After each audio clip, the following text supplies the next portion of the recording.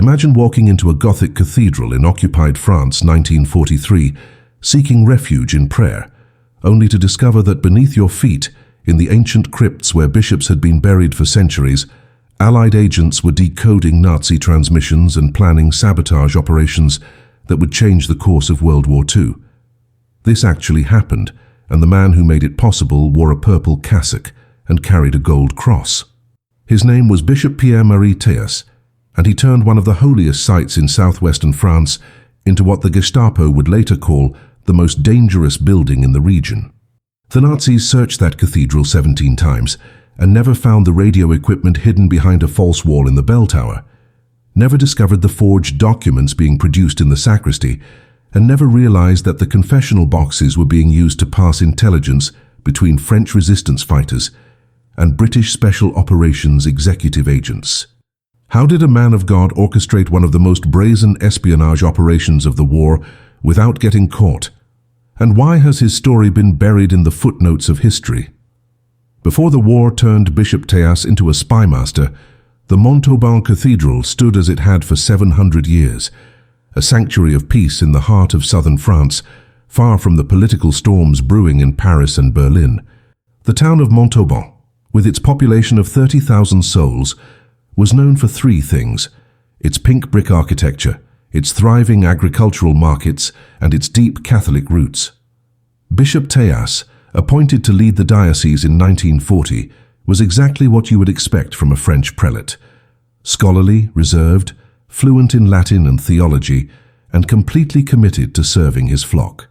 He celebrated Mass every morning at 7, heard confessions every afternoon, and spent his evenings studying scripture in his modest quarters adjacent to the cathedral. The war seemed distant in those early months, a problem for politicians and generals, not for a man whose kingdom was supposed to be not of this world. Then, in June of 1940, everything changed. The German Wehrmacht swept through France in 6 weeks, a blitzkrieg so devastating that it shattered the myth of French military invincibility and left the nation divided and humiliated. Montauban fell under the control of Vichy France, the collaborationist government that answered to Berlin, and suddenly Bishop Théas found himself navigating an impossible moral landscape. The new regime demanded loyalty oaths from clergy, required churches to report any suspicious activity, and began implementing anti-Jewish laws that contradicted everything the bishop believed about human dignity. Within months, Jewish families who had attended Mass alongside their Catholic neighbors for generations were being rounded up, their property seized, their businesses shuttered. The bishop watched as synagogues were vandalized and Torah scrolls burned in public squares, and he understood that neutrality was no longer an option.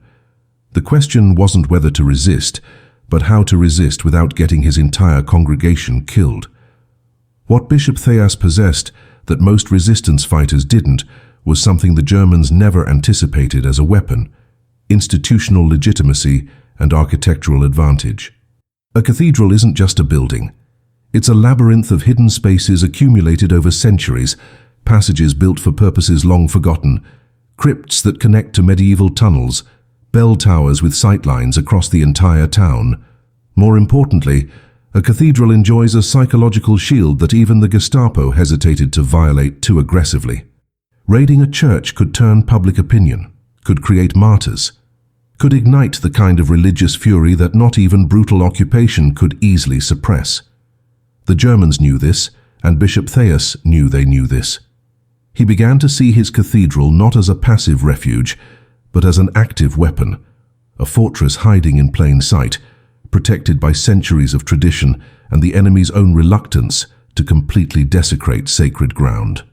The transformation began quietly in the autumn of 1942, when a British agent codenamed Gaston made contact with the bishop through a trusted intermediary. Gaston was part of the Special Operations Executive, Churchill's secret army, tasked with setting Europe ablaze from within, and he needed something the resistance desperately lacked: a secure location in southern France where radio operators could transmit to London without being triangulated by German detection vans. The agent expected rejection or, at best, reluctant cooperation. Instead, Bishop Théas walked him through the cathedral at midnight, showing him the bell tower where a radio, could transmit through stone walls thick enough to muffle the signal from detection equipment, the crypts where agents could hide if the Gestapo came calling, and the network of medieval tunnels that connected the cathedral to 3 different buildings in town, providing multiple escape routes. The bishop didn't just offer his building. He offered his expertise, his authority, and his willingness to become something no one expected, a criminal in the eyes of the occupiers and a ghost in the machinery of Allied intelligence. By early 1943, the Montauban Cathedral had become something unprecedented in the history of espionage, a fully operational intelligence hub disguised as a house of worship, where morning mass flowed seamlessly into afternoon weapons drops and evening vespers preceded midnight radio transmissions to London. The operation was so audacious that even some resistance leaders thought it was suicidal. But Bishop Théas understood something about the German mind that others missed. The Nazis had built an empire on predictability, on categories and hierarchies, on the assumption that bishops prayed and soldiers fought, and the 2 worlds never intersected. He was about to prove them catastrophically wrong. The first rule of espionage is that everyone is a suspect, but the Gestapo's arrogance created a blind spot large enough to hide an entire resistance network. When German officers attended Easter Mass in 1943, sitting in the front pews as a show of cooperation between the occupation and the church, they had no idea that directly above their heads, in the bell tower, they could see through the cathedral's vaulted ceiling. A British radio operator named Thomas was transmitting encrypted messages to London about Wehrmacht troop movements through the region. The transmission lasted exactly 8 minutes, timed to coincide with the organ's loudest hymn, and the signal bounced off the stone walls in a way that made triangulation nearly impossible.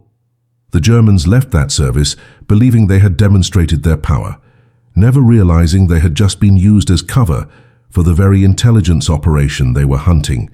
Bishop Théas built his espionage network on a foundation of routine and religious ritual, understanding that the best place to hide a secret is inside something so ordinary that nobody thinks to question it. Every Tuesday and Thursday, the cathedral held confession from 2 in the afternoon until 6 in the evening, and the faithful would line up outside the wooden confessional boxes, waiting their turn to whisper their sins through the latticed screen. What the Gestapo patrols walking past the cathedral never noticed was that some penitents entered the confessional carrying small parcels wrapped in brown paper, and others left without the parcels they had brought.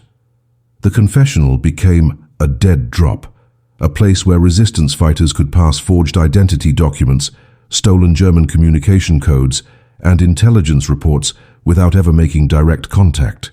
The bishop himself often sat in the priest's booth, his purple vestments visible through the screen, providing the perfect cover. Who would suspect that a man hearing confessions was simultaneously coordinating espionage operations across 3 departments of southern France? The cathedral's crypt, built in the 13th century to house the remains of medieval bishops, became the nerve center of the entire operation. Accessed through a stone staircase hidden behind the main altar, the crypt was a maze of vaulted chambers that stayed naturally cool year-round, perfect for storing the heat-sensitive explosives that SOE agents parachuted into the countryside. Bishop Théas had the walls reinforced and a false chamber constructed behind what appeared to be a solid stone wall honoring Bishop Guillaume from 1267. Inside that hidden room, no larger than a prison cell, the resistance stored everything the Gestapo would have given a division to find: 3 radio transmitters, 2,000 rounds of ammunition, 40 kilos of plastic explosives, a printing press for forged documents, and detailed maps of every German installation within 100 kilometers. The only entrance was through a mechanism hidden in the stone bishop's carved hand, a lever that required exact pressure in exact sequence. Even if the Germans had discovered the crypt, which they searched twice, they would have found nothing but dust and bones and 7 centuries of church history.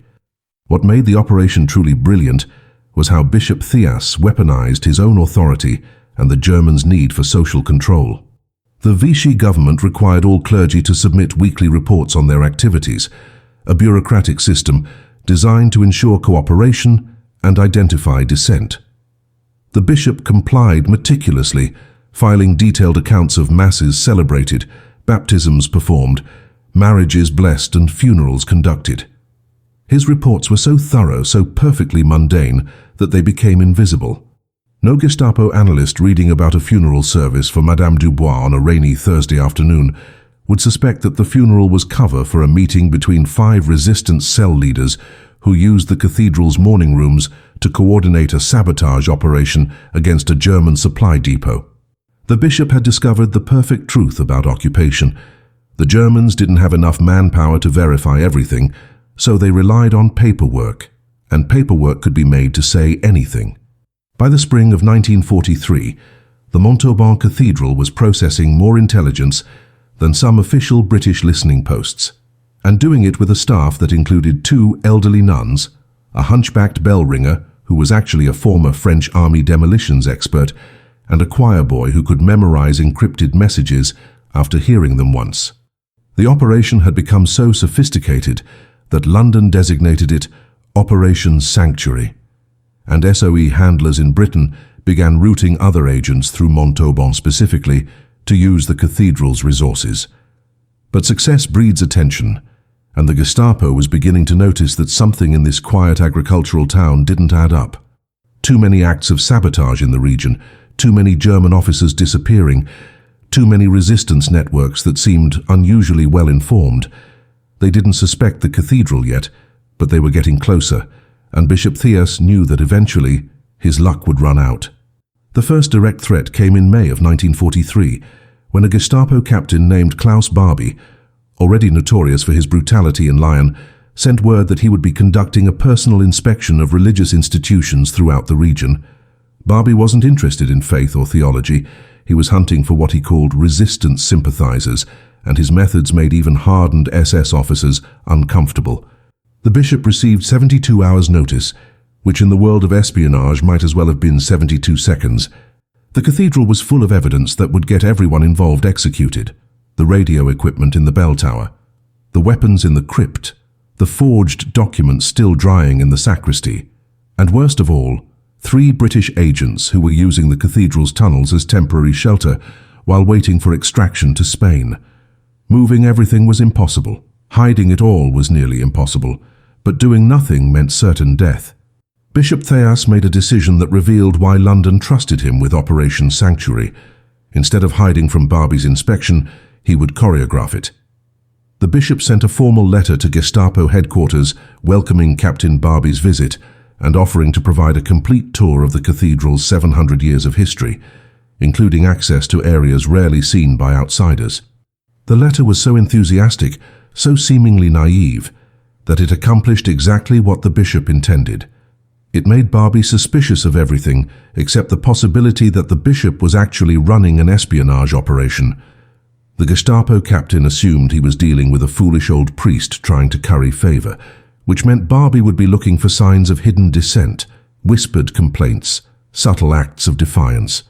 He would not be looking for a sophisticated intelligence network operating in plain sight, because men like Barbie couldn't imagine that a bishop had the nerve or the skill to orchestrate something so audacious. The inspection happened on a Tuesday morning, precisely at 10 o'clock, and Bishop Théas greeted Barbie at the cathedral's main entrance wearing his full ceremonial vestments, gold cross gleaming in the sunlight. The bishop played his role perfectly, humble, accommodating, slightly nervous in the presence of German authority, exactly what a collaborating priest should look like. He walked Barbie through the nave, explaining the Gothic architecture in exhaustive detail, pointing out stained glass windows that dated to the 14th century, discussing the symbolism of various saints with the kind of tedious enthusiasm that makes even interested listeners want to escape. What Barbie didn't realize was that every moment of that tour was carefully orchestrated. While the bishop droned on about medieval construction techniques, the 3 British agents were being moved through the tunnel system to a safe house 2 blocks away. While Barbie examined the main altar, a nun was dismantling the radio equipment in the bell tower and hiding the components inside hollowed-out prayer books in the library. The forged documents in the sacristy were moved into a collection box for the poor, mixed with legitimate church correspondence, rendering them invisible among hundreds of papers. When Barbie insisted on seeing the crypt, the moment every resistance member feared, Bishop Théas didn't hesitate. He led the Gestapo captain down the stone staircase, provided a candle for light, and gave a solemn tour of the bishop's tombs, reciting the history of each prelate buried there, as if he were conducting a university lecture. Barbie walked within 3 feet of the false wall hiding the weapons cache and saw nothing but centuries-old stone and memorial plaques.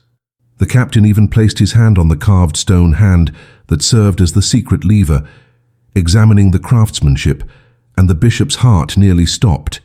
But Barbie was already losing interest, already thinking about his next inspection. The medieval dust, the cold air, the smell of ancient stone, it all confirmed what Barbie expected. This was just a crypt, nothing more. He ordered his men to check the tunnels, and they found exactly what the bishop had prepared for them to find. Bricked-up passages that appeared to have been sealed for decades, with moss growing on the mortar as proof of their age. What the Germans didn't know was that the moss had been carefully transplanted there just 48 hours earlier. Barbie left the cathedral after 90 minutes, disappointed but not suspicious, convinced that Montauban was exactly what it appeared to be, a boring provincial town with a boring provincial church led by a boring provincial bishop. He filed a report stating that the cathedral posed no security risk and that the bishop was cooperative, perhaps even sympathetic to the new order. That report saved Operation Sanctuary. Within 6 hours of Barbie's departure, the radio equipment was back in the bell tower. The weapons were back in the crypt. The British agents returned through the tunnels, and the bishops celebrated evening mass as if nothing had happened. But something had changed. The resistance network now understood that their bishop wasn't just a sympathizer or a passive helper. He was an operator, someone who could deceive the Gestapo's most dangerous hunter and make it look effortless. The success against Barbie transformed Operation Sanctuary from a useful asset into a critical node in the Allied intelligence network across southern France. By the summer of 1943, the cathedral was handling operations that would have seemed impossible 6 months earlier, coordinating weapons drops for 6 different Maquis groups, providing safe houses for dozens of escaped Allied prisoners of war making their way to Spain, and most importantly serving as the primary relay station for intelligence flowing from the Toulouse region to London. The bishop had recruited what British handlers called his apostles, 12 trusted individuals who formed the core of the network, each one carefully selected not for their courage alone, but for their ability to appear completely ordinary. There was Father Benoit, the assistant priest, whose stutter made him seem harmless, but whose photographic memory could retain entire German patrol schedules after a single observation. There was Sister Marie Théas, the elderly nun who ran the cathedral's charity kitchen, and who used food deliveries to smuggle messages and supplies across German checkpoints, her age and habit rendering her invisible to soldiers who never thought to search an 70-year-old woman carrying soup. The bell ringer, known only as Claude, deserves special mention because he embodied the bishop's philosophy of hiding in plain sight. Claude had a hunched back from a childhood injury and walked with a pronounced limp, which the Germans assumed meant he was physically incapable of any serious resistance work. What they didn't know was that Claude had served in the French Army's engineering corps and could build explosive devices from household materials that were more reliable than factory-made bombs. He lived in a small room at the top of the bell tower, and his job of ringing the bells for services provided perfect cover for his actual work, maintaining the radio equipment, observing German movements from the tower's high vantage point, and training new radio operators in Morse code and encryption. The bells themselves became part of the operation's communication system. Certain sequences, unnoticeable to anyone not listening for them, signaled messages to resistance fighters across town. 3 quick rings, followed by 2 slow ones, meant a Gestapo patrol was approaching. 4 evenly spaced rings meant an Allied agent had arrived and needed extraction. And on one memorable occasion, Claude rang the bells in a chaotic, seemingly accidental pattern that actually warned 5 different resistance cells that a planned operation had been compromised. The confessionals continued to serve as the network's primary communication system, but the bishop expanded their use in ways that demonstrated his growing sophistication as a spy master.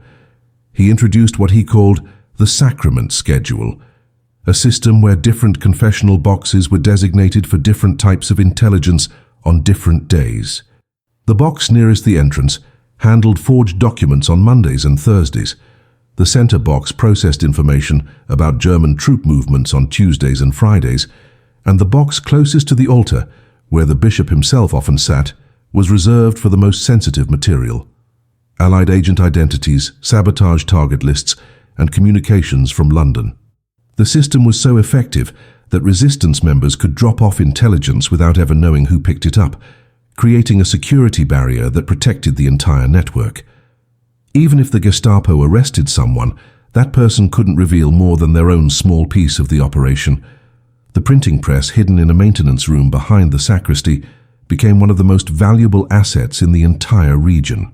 The press, smuggled in piece by piece over 3 months and assembled by a former newspaper editor now working as the cathedral's groundskeeper, produced forged documents of such quality that they passed German inspection more than 90% of the time. French identity cards, German travel permits, work authorization papers, ration cards, even forged Gestapo credentials, all emerged from that maintenance room at a rate of nearly 50 documents per week. The bishop had secured authentic German stamps and seals through a contact in the Vichy bureaucracy, a mid-level administrator who secretly despised the occupation and who risked his life every time he pressed official seals into warm wax and passed them to the cathedral's network. Those stamps transformed pieces of paper into passports to freedom for hundreds of people trying to escape occupied France, and the bishop kept a careful record, hidden in a locked box in his private quarters, of every name and every document, knowing that if they survived the war, these people deserved to know who had helped them. But the operation's expansion brought new dangers that even the bishop's careful planning couldn't fully anticipate. The more successful Operation Sanctuary became, the more people knew about it, and every additional person represented a potential security breach. The Germans had infiltrated other resistance networks by planting informants or by torturing captured members until they revealed names and locations.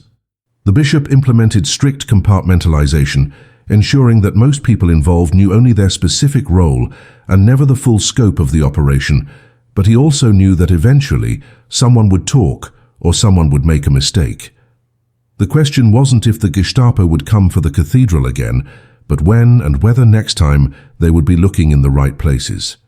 The breakthrough that nearly destroyed everything came from an unexpected source.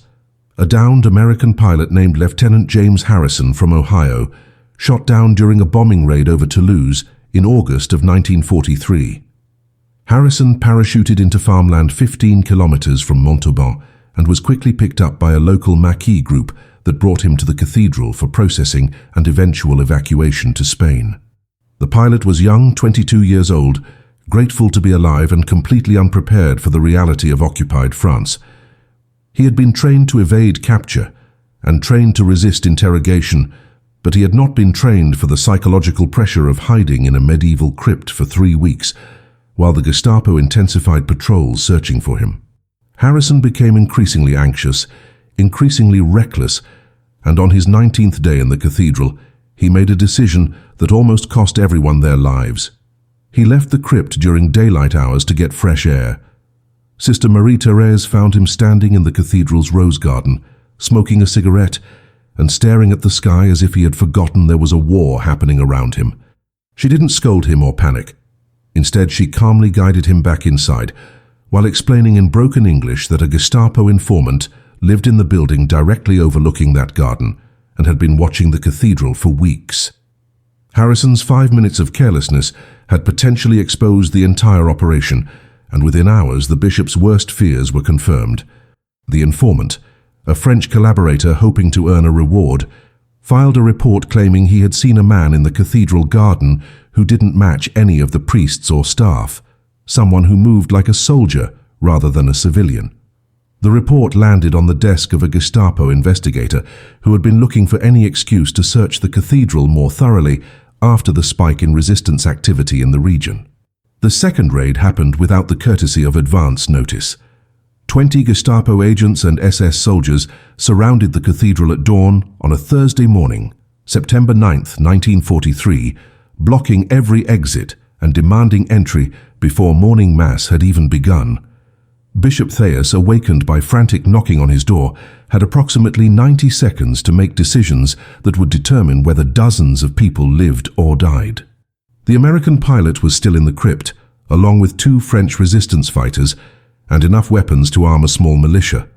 The radio equipment had been moved back to the bell tower after transmitting the previous night and hadn't been properly concealed. The forged documents from the overnight printing session were still drying on racks in the maintenance room. There was no time to hide everything, no time to evacuate anyone, no time to do anything except face the raid and pray that the operation's careful design would hold under direct assault. The bishop met the Germans at the cathedral's entrance wearing his nightclothes covered by a simple black cassock, deliberately presenting himself as an old man rudely awakened rather than a spy master caught in the act. He protested the intrusion, not with anger, but with the confused indignation of someone who genuinely didn't understand why soldiers would storm a church before sunrise. The performance bought crucial minutes. While the bishop slowly dressed and slowly walked the Germans toward the main sanctuary, Claude in the bell tower was using an emergency system they had rehearsed but never tested. He opened a hidden panel in the floor, dropped the radio components down a shaft that led directly to the crypt below, where the American pilot and the resistance fighters caught the equipment and stuffed it into the medieval stone coffins that lined the walls. The forged documents couldn't be moved, but Sister Marie-Thérèse made a decision that demonstrated why the bishop had chosen her. She deliberately spilled an entire pot of consecrated oil in the maintenance room, creating a slippery mess that required immediate cleaning, and gave her an excuse to be in that exact room when the Germans searched it, her body blocking their view of the drying papers while she apologized profusely for her clumsiness. The Germans tore through the cathedral for 5 hours, and this time they weren't looking at architecture or history. They were looking for evidence. They searched the confessionals and found nothing but prayer books and rosaries. They searched the sacristy and found vestments and candles. They searched the bell tower and found only bells and rope and a hunchbacked man who seemed terrified of the soldiers, stammering answers to their questions while his hands shook convincingly. They searched the crypt, and this is where the operation almost ended, because the officer in charge was more thorough than Barbie had been. He ordered his men to open every stone coffin, and when they lifted the lid of Bishop Guillaume's 13th century tomb, they found exactly what they expected: bones and dust and 700 years of decay. What they didn't find, because they didn't look carefully enough, was that some of those bones were resting on top of a canvas bag, and inside that bag were 3 radio components that would have proven everything. The Germans were so disturbed by the act of desecrating ancient remains that they didn't complete the search, didn't lift the skeleton, didn't look underneath. Medieval superstition, even among supposedly modern Germans, saved Operation Sanctuary. The Gestapo left empty-handed but not convinced, and the officer in charge told Bishop Théas directly that he would be watching the cathedral closely from now on. The threat was clear. One mistake, one piece of evidence, and the entire staff would be arrested.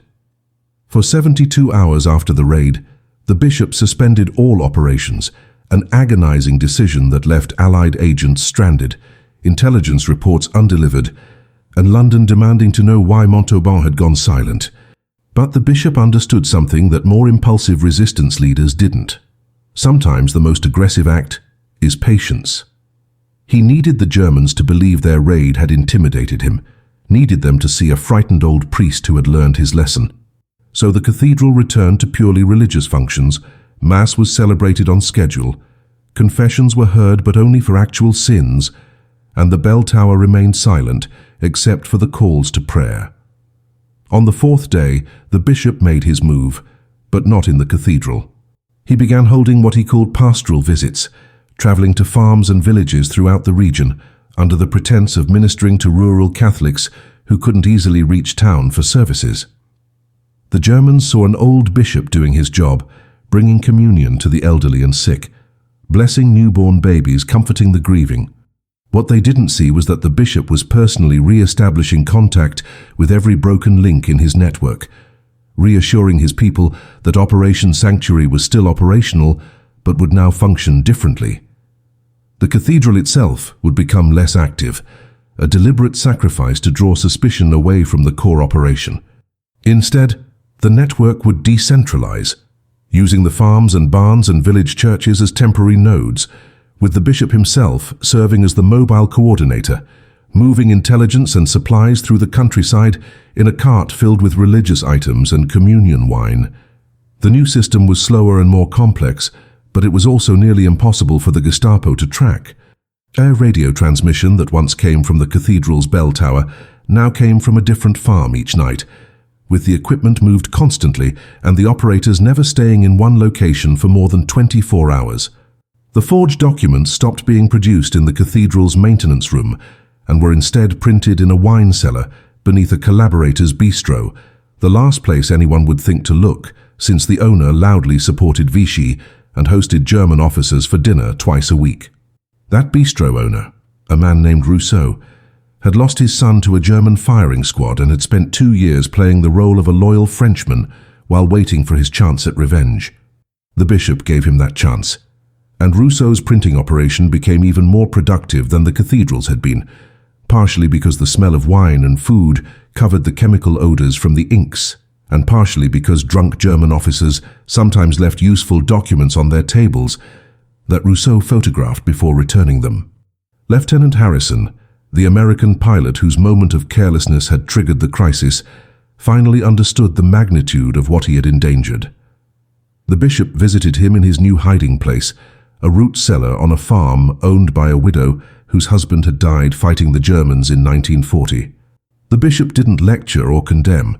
Instead, he explained calmly that resistance wasn't about heroic gestures or individual bravery, but about discipline, patience, and understanding that every person's safety depended on every other person's restraint. Harrison spent his remaining 3 weeks in France, helping however he could, translating German documents that the resistance had captured, teaching French fighters about American military tactics, and writing detailed reports about German air defenses that would be transmitted to London, and would later help save Allied pilots on future bombing runs. When he finally crossed into Spain in late September, and eventually returned to his unit in England, he carried with him a letter from Bishop Théas to Allied command, requesting that if the war was won, someone remember what happened in Montauban. By October of 1943, the decentralized network was functioning better than the centralized one had, a counterintuitive outcome that taught the bishop a valuable lesson about resistance. Rigidity is weakness, and adaptation is strength. The Gestapo continued watching the cathedral, continued stopping the bishop during his pastoral visits to check his papers and search his cart, but they never found anything, because there was nothing to find. The real work was happening in places they weren't watching, coordinated by a bishop who had transformed himself from a building manager into a mobile command center. London sent word through encrypted channels that Operation Sanctuary had become a model for other networks, proof that religious infrastructure could be weaponized if led by someone who understood both faith and tradecraft. But the bishop's greatest challenge was still ahead, because the Germans were about to do something that would test whether his network could survive not just raids and searches, but an actual occupation of the cathedral itself. In November of 1943, German military command made a decision that sent shockwaves through the bishop's network. They announced that the Montauban Cathedral would be requisitioned as temporary housing for a Wehrmacht communications unit that needed space while their regular barracks underwent repairs after a resistance bombing. 50 German soldiers, including radio operators and signals intelligence specialists, would be living inside the cathedral for an estimated 6 weeks, sleeping in the side chapels, using the parish hall as a mess area, and most catastrophically, installing their own radio equipment in the only location with adequate height and structural support, the bell tower. The irony was almost unbearable. The building that had been transmitting Allied intelligence to London would now house the very German unit responsible for intercepting and decoding resistance transmissions. The bishop had 72 hours before the Wehrmacht moved in, and this time there was no clever solution. No performance that could deceive them because the Germans would be living inside the building 24 hours a day. The first instinct among the resistance leadership was to evacuate everything and abandon the cathedral entirely, writing it off as a loss and focusing resources elsewhere. But Bishop Théas saw something others missed, an opportunity disguised as a catastrophe. If the Germans were going to occupy the cathedral, they would stop suspecting it as a resistance hub. Their very presence would provide the perfect cover for operations happening literally under their noses. The bishop called an emergency meeting in the wine cellar beneath Rousseau's bistro, gathering his core team to propose something so audacious that even his most trusted operatives thought he had lost his mind. He wanted to keep operating inside the cathedral while the Germans lived there, using the occupation as camouflage rather than treating it as an obstacle. The risk was suicidal, but the potential intelligence gain was enormous. Direct access to German radio communications, observation of their codes and procedures, and the psychological advantage of knowing the enemy's movements in real time. The key to the plan was Claude, the hunchbacked bell ringer, who would remain in the tower as the building's official caretaker even during the occupation. The Germans couldn't operate a cathedral without someone who understood its quirks, its heating system, its medieval plumbing. And Claude played his role perfectly, the simple-minded local who was grateful to keep his job and eager to help the soldiers settle in. What Claude actually did, starting from the first night of the occupation, was something that would have seemed impossible if it hadn't actually worked. The German radio operators installed their equipment on the tower's third level, believing they had complete security and privacy. What they didn't know was that the bell chamber above them, where Claude continued to live, had acoustic properties that carried sound upward through the stone in specific conditions. When the German operators transmitted messages, Claude could hear fragments of their communications through the floor, and his training in Morse code allowed him to transcribe partial messages that he then passed to the resistance network through a system of coded bell ringings that the Germans assumed were just the normal calls to prayer. But Claude's eavesdropping was only the beginning of what became the operation's most productive phase.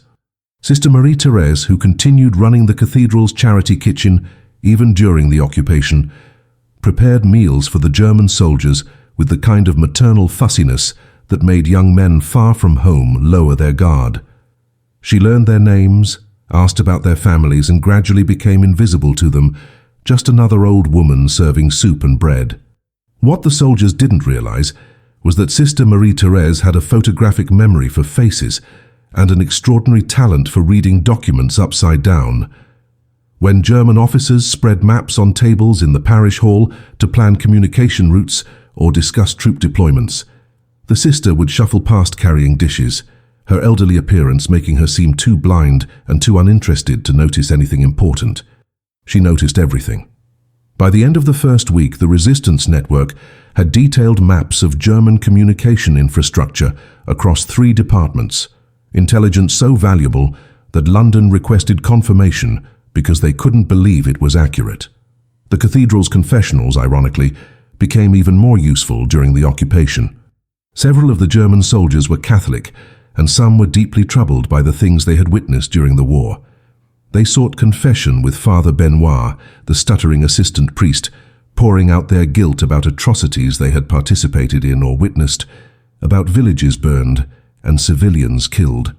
Father Benoit offered them spiritual counsel and absolution, as his vows required, but he also listened very carefully to the operational details mixed into their confessions: which units had committed which acts, where those units were stationed, which commanders were brutal and which were reluctant.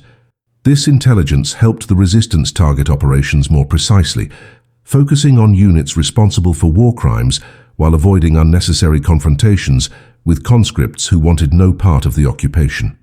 The moral complexity of using confession as an intelligence source troubled the bishop deeply, but he justified it by reasoning that these soldiers were confessing war crimes, not personal sins, and that information about atrocities could help bring justice later. It was a thin theological line, but it was the line the bishop chose to walk. The operation reached its crescendo on December 14, 1943, when Claude intercepted a German transmission that changed everything. Through the acoustic quirk in the bell tower, he heard fragments of a message being sent to Berlin describing a planned operation called Wintergewitter, Winter Storm, a coordinated sweep across southern France designed to capture or kill resistance leadership in a single night. The message included coded references to locations and timing, but Claude's partial transcription was incomplete, missing crucial details about which towns would be targeted and exactly when the raids would occur. The bishop understood immediately that this was the most important intelligence his network had ever captured, but it was also useless unless they could decode the complete message. They needed access to the actual German transmission records, which meant someone would have to break into the Wehrmacht communications room in the cathedral's bell tower while 50 German soldiers slept in the building below. The bishop made a decision that revealed how far he had come from the scholarly prelate who had celebrated quiet masses 3 years earlier. He would do it himself. His age and authority meant he could move through the cathedral at night without arousing suspicion, checking on things as the building's spiritual custodian. His reasoning was brutally practical. If he was caught, the Germans might believe an old bishop was simply wandering around his own cathedral, but if they caught Claude or any younger resistance member in the communications room, the entire network would be exposed and everyone would be executed.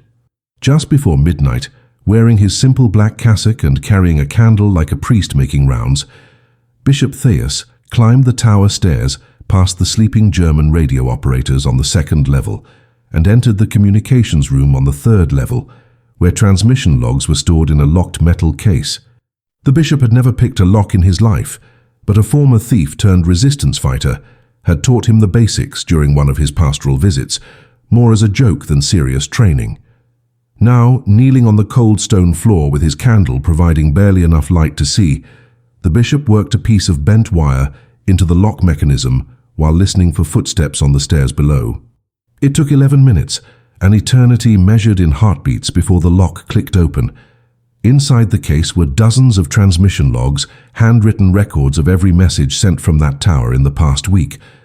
The bishop couldn't photograph them, didn't have time to copy them all. So he made an instant decision. He memorized the log entry for Wintergewitter using a technique he had learned decades earlier for memorizing scripture. He read the page 3 times, closed his eyes, recited it back silently to verify accuracy, then carefully relocked the case and descended the stairs just as a German soldier emerged from one of the side chapels to use the latrine. The soldier nodded respectfully to the bishop, assuming he was making some kind of religious rounds, and the bishop nodded back, his hands steady despite the adrenaline flooding his system. He returned to his quarters, wrote down everything he had memorized, and by dawn the message was decoded by resistance cryptographers using German codebooks that had been stolen months earlier. What they learned was terrifying. Wintergewitter would hit 23 towns across southern France simultaneously on December 20th, just 6 days away. The targets included almost every major resistance leader in the region, and the source of the intelligence was clearly a high-level informant inside the French resistance itself. Someone close to the network had betrayed everyone, and the Germans knew far more about resistance operations than anyone had suspected. The question was no longer just how to stop Wintergewitter, but how to do it without revealing that the cathedral had intercepted the German plan, which would expose the bishop's network and cost them their most valuable intelligence asset. London responded to the bishop's warning with unprecedented urgency, ordering an immediate reshuffling of resistance leadership and the evacuation of every targeted individual within 48 hours. But the bishop proposed something more ambitious: use the German operation against itself. If the Germans expected to find resistance leaders in specific locations on December 20th, give them targets, but make those targets traps. The plan required coordination across dozens of resistance cells, perfect timing, and a level of risk that made even battle-hardened Maquis fighters hesitate. On the night of December 20th, when Gestapo and SS units descended on 23 locations, expecting to capture France's underground leadership, they instead found abandoned buildings rigged with explosives, false intelligence documents planted to mislead future operations, and in 3 cases ambushes that turned hunters into prey. The operation, which the Germans had expected to be their greatest victory against the resistance, became one of their most humiliating defeats, and the intelligence failure led to a purge within German command that disrupted their anti-resistance operations for months. The success of the counter-operation against Wintergewitter should have been a triumph, but it created a problem the bishop had anticipated and dreaded. The Germans now knew with absolute certainty that their plans had been compromised, which meant they would be hunting for the source of the leak with unprecedented fury. Within days of the failed raids, the Gestapo began systematic interrogations of anyone who might have had access to information about the operation, and their methods were brutal enough that even innocent people started inventing confessions just to make the pain stop. The bishop watched from his cathedral as arrests swept through Montauban and surrounding towns, as neighbors denounced neighbors under torture or threat, and as the entire resistance network he had built began to fracture under pressure. The Wehrmacht communication unit remained in the cathedral through Christmas, their presence now feeling less like cover and more like a slow-moving trap closing around everyone involved. The break came from an unexpected direction. One of the German soldiers living in the cathedral, a young corporal from Bavaria named Ernst Fischer, had been attending Father Benoit's confessions regularly and had developed something approaching friendship with the stuttering priest. Fischer was a radio operator, a technical specialist rather than a combat soldier, and his conscience had been eating at him for months. On January 3, 1944, Fischer came to confession visibly distressed and told Father Benoit something that made the priest's blood run cold. The Gestapo was planning to arrest Bishop Théas within 72 hours based on testimony extracted from a captured resistance fighter who had mentioned the cathedral as a possible meeting location. The testimony was vague, probably given under torture, but it was enough for the Gestapo to justify detaining the bishop for interrogation. Fischer was warning them because he couldn't stomach the idea of a priest being tortured, and he believed that Father Benoit could get word to the bishop to flee before the arrest happened. Father Benoit faced an impossible choice: warn the bishop and risk Fischer being exposed as the source, or stay silent and watch the man who had led their entire operation walk into Gestapo custody. He chose to warn the bishop, but the bishop's response surprised everyone. He refused to flee. His reasoning was strategic rather than suicidal. If he ran, the Germans would know their plans had been leaked again, which would point them directly toward Fischer and possibly toward the entire network inside the cathedral. If he stayed and faced arrest, he could control the narrative, could feed the Gestapo a believable story that would protect his people while he endured whatever came next. The bishop spent his final 48 hours of freedom preparing for interrogation, the way a general prepares for battle, memorizing a cover story that mixed enough truth to be believable with enough fiction to protect the network, and arranging for the complete shutdown of Operation Sanctuary the moment he was taken into custody.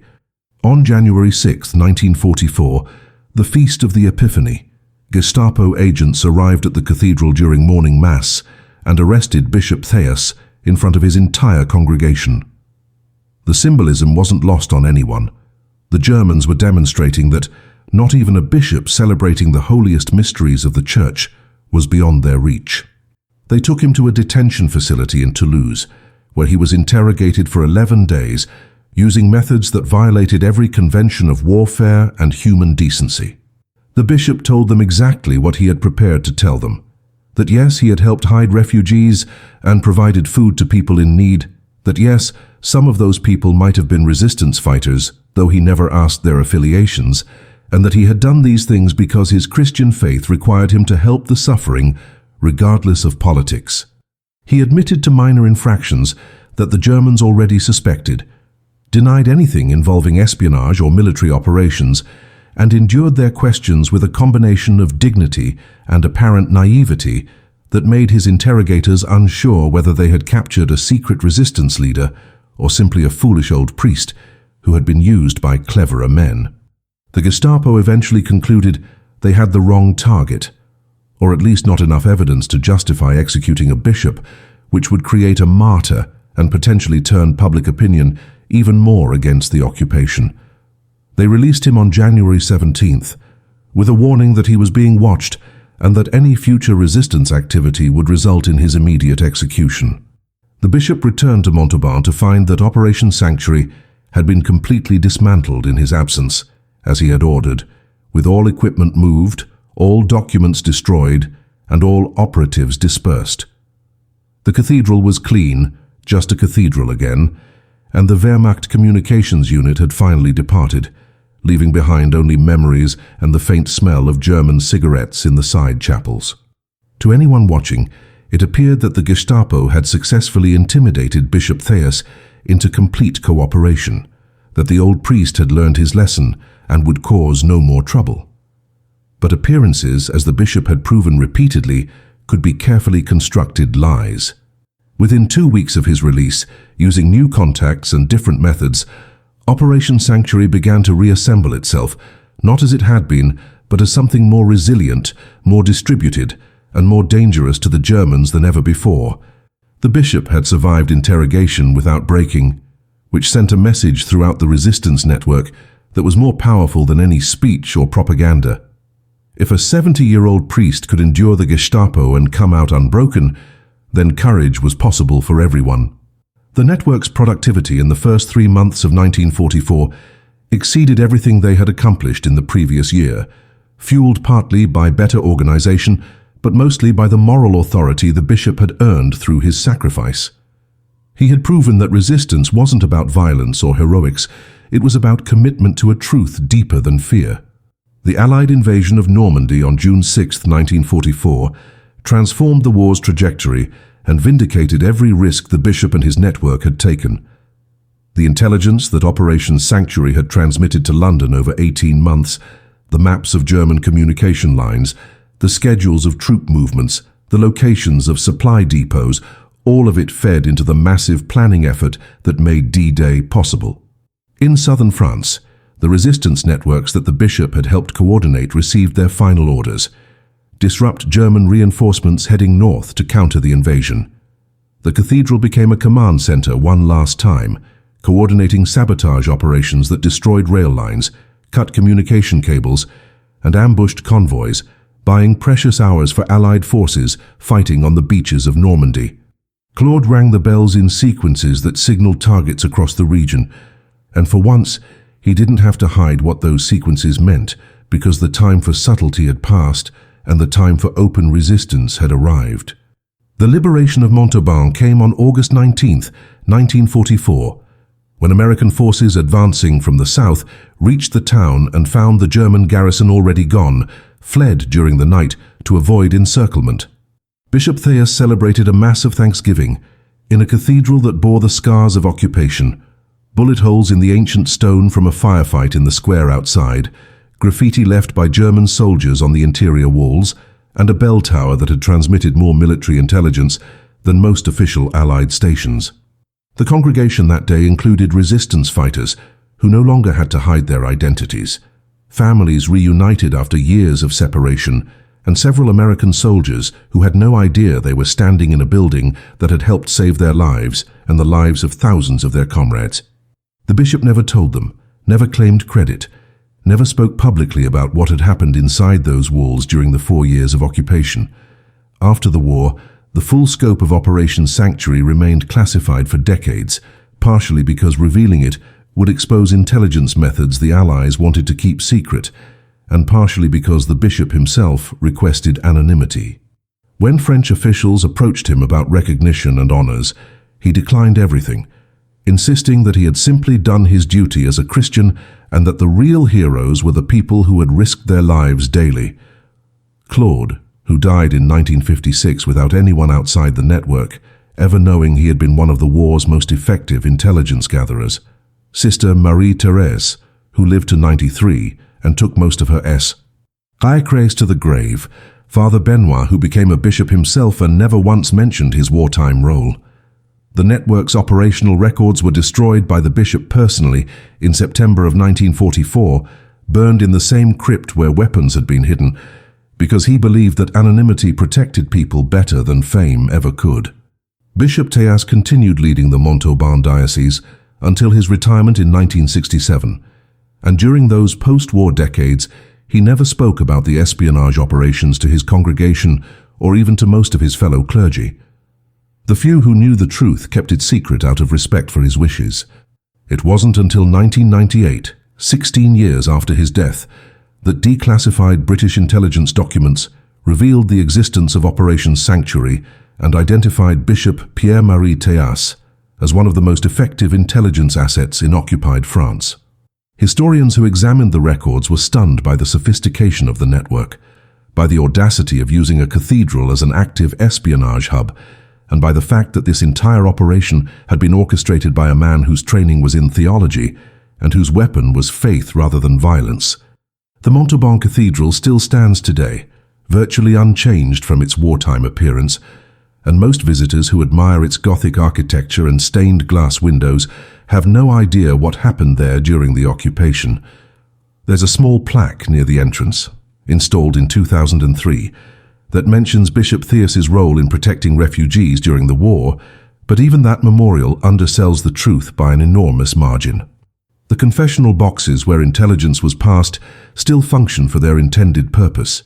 The crypt where weapons were hidden still houses the remains of medieval bishops, and the bell tower where radio transmissions were sent and intercepted still calls the faithful to prayer. The building keeps its secrets well, just as the bishop designed it to. The deeper question isn't how Bishop Théas transformed a cathedral into an espionage headquarters, but why his story has been so thoroughly forgotten while other resistance narratives became famous. Part of the answer is that he actively sought obscurity, but part of it reflects an uncomfortable truth about how we remember war. We celebrate soldiers and dramatic acts of violence while overlooking the quiet courage of people who resisted through intelligence, organization, and moral clarity. The bishop's weapon wasn't a gun. It was architecture, faith, and an understanding that the best place to hide a resistance network was inside an institution the enemy considered too sacred to truly violate.